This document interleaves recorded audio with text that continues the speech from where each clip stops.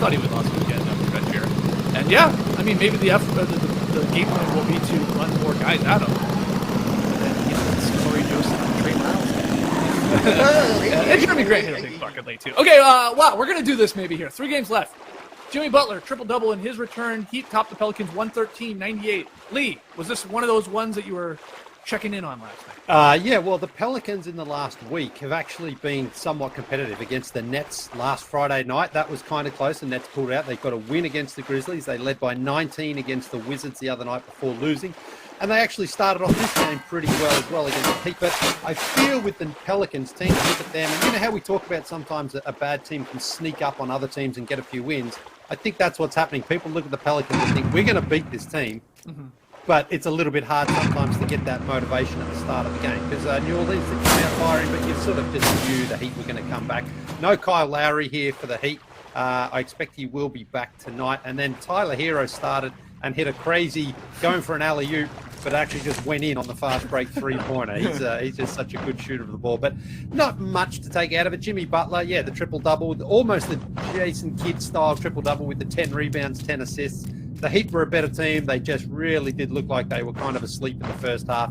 When it was winning time, they came out and got the job done. But, yeah, for the Pelicans, they can at least say they've been respectful in this last week as far as goes and getting one win against the Grizzlies. But they just can't. They don't have the talent. They don't have the depth, I don't think, to really be able to get too many wins this season. Zion, I think, is back. They were saying can start doing 5-on-5 stuff, so that's a good sign for him. But it still feels like he's at least a month away right now from any real on-court action. In regards to Jimmy Butler, I checked this morning. He jumped Kevin Durant on Basketball Reference MVP tracker. That big performance there last night got him up to third. It's Curry, Jokic, Butler. Right now, 1, 2, 3, again, according to Basketball Reference. Okay, 2 games left here. Trey, Harden and the Nets outlast the shorthanded Cavaliers, 109-99. What do you got from this one?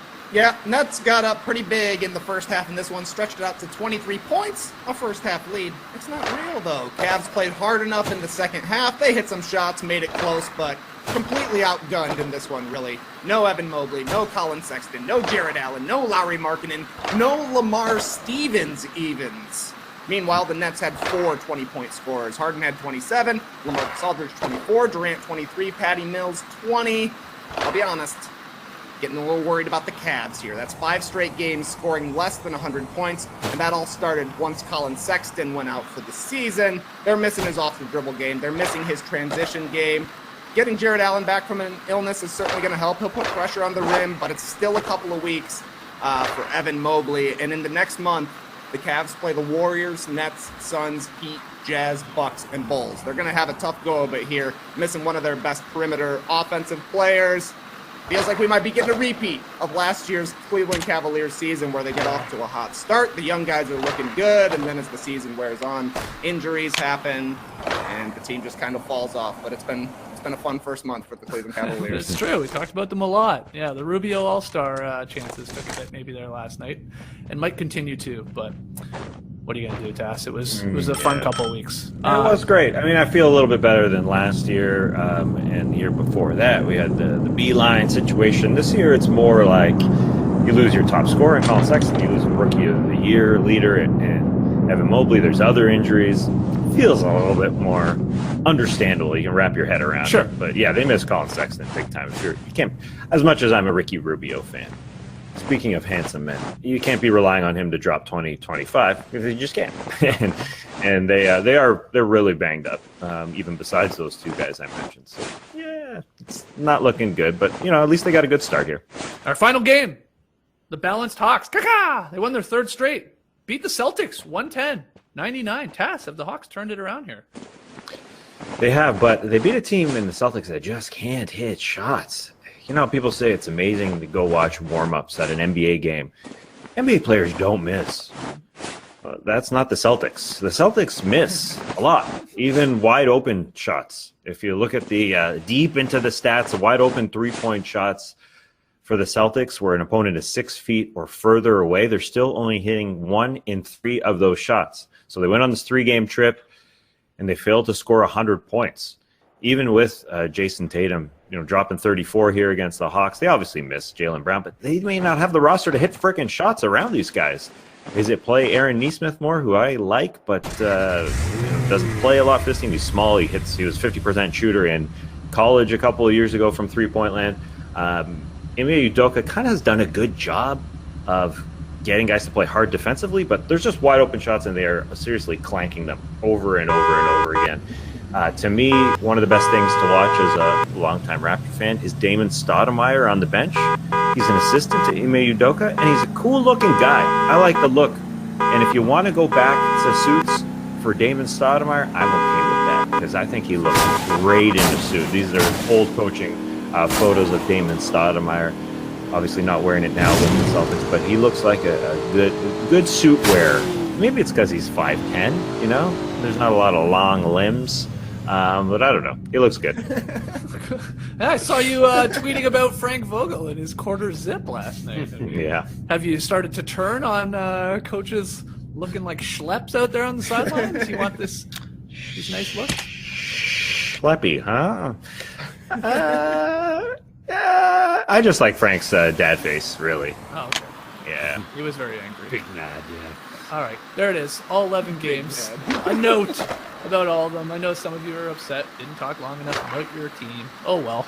You'll be back tomorrow. Actually, no, you won't. It's our last show, so joke's on you. We'll take our first break here. When we come back, the up-down report. I was going to say, is Stoudemire ever going to go away here? I guess he is. Oh, I see what's happened here. We've lost JD. Oh, that's what happened. This is a horrible last show, if I'm being honest. I was stumbling and Wild. bumbling at the beginning. Lee's Wi-Fi always sucked. Now JD's gone. We just looked at Damon Stoudemire's beautiful suit for a couple minutes. Here, let me take a quick poll of you three. If I click this thing that says ads 1 November 18th, Yeah. you think it's the right thing? Yeah, you do let's it. do it. We'll And take you a break. click it, because I was ready to click it. We don't want to double click. You click it. That's right. Go ahead. Here's some ads coming for you. Yeah, well, I love it when we get a sponsorship from a company that I've already used. So I'm more than happy to pimp out Omaze to our beautiful audience today because Omaze is a company that I first learned about through my Instagram feed as an ad. I clicked on it. I discovered that it's a great way to donate to charity while also giving yourself a chance to win absolutely awesome prizes. Now, the ad read we got has some suggestions, but I'm going to personalize it here and tell you about a couple of the charities that I've donated to already. Because one was to support the Alex Honnold Foundation, the star of the Free Solo movie, incredible movie. That aims at advancing solar energy access all over the world, so that's great. And the prize was an awesome eco-friendly Sprinter van because he basically lived in a van there for a while. So I tried to get in on that, no luck, but that's fine because your money's going to a good cause.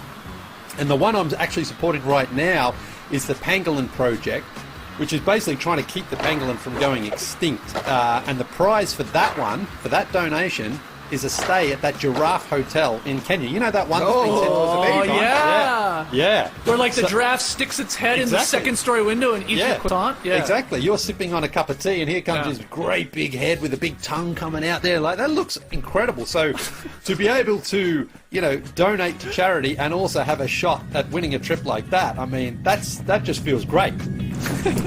Now, you too could win this or another prize by going to omaze.com/no-dunks and select Safari and Stay or a different experience. There's a ton there you can choose. Maybe that's not your thing, but there's a lot of other prizes you can win. Omaze has raised more than $150 million to support over 350 non-profits around the world and was named one of Fast Company's 2020 most innovative companies. And I can attest that. I really like saying it when you're like, I've been involved in this, so I love it. So you can enter today for your chance to win the Safari and Stay or other life-changing prizes and experiences at omaze.com/no-dunks. Plus, receive 20 extra